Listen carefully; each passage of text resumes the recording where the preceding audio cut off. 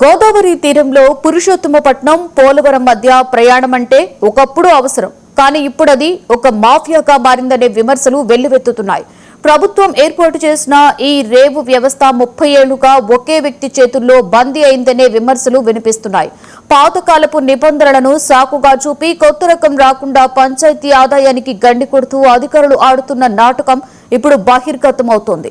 ఆధునిక కాలంలో కార్లు, ఆటోల వినియోగం పెరిగినా ఇంకా పాతకాలపు లాంఛీలతోనే కాలక్షేపం చేస్తూ ప్రయాణికుల ప్రాణాలతో చెలగాటమాడుతున్నారు.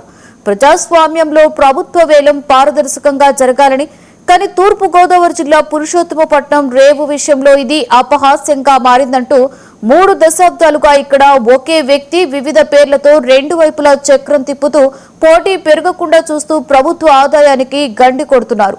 కొత్తగా ఎవరైనా ఉత్సాహవంతులు వేలంలో పాల్గొందామని వస్తే వారిని అడ్డుకోవడానికి అధికారులు 5 ఏళ్ల అనుభవం అనే అస్త్రాన్ని వాడుతున్నారు. పాత కాంట్రాక్టర్లకు మేలు చేయడానికే ఈ నిబంధనను తెరపైకి తెస్తున్నారు. కనీసం చలానా కట్టిన వారికి కూడా అప్లికేషన్ ఫామ్ ఇవ్వని మొండి వైఖరి అధికారుల్లో కనిపిస్తోంది. దీంతో పురుషోత్తమపట్నం నుండి పోలవరం వెళ్లాలంటే రాజమండ్రి మీదుగా కిలోమీటర్ల కొద్దీ తిరిగి వెళ్లవలసి వస్తుందని స్థానికులు ఆరోపిస్తున్నారు. అధికారులు జోక్యం చేసుకుని పాత నిబంధనలను సవరించి పారదర్శకమైన వేలం నిర్వహించాలని డిమాండ్ చేస్తున్నారు. ప్రజా ప్రయోజనాల దృష్ట్యా ఆధునిక పంటలను అనుమతించి ప్రయాణికులకు సురక్షితమైన రవాణా సౌకర్యాన్ని కల్పించాలని ప్రభుత్వాన్ని కోరుతున్నారు ప్రజలు.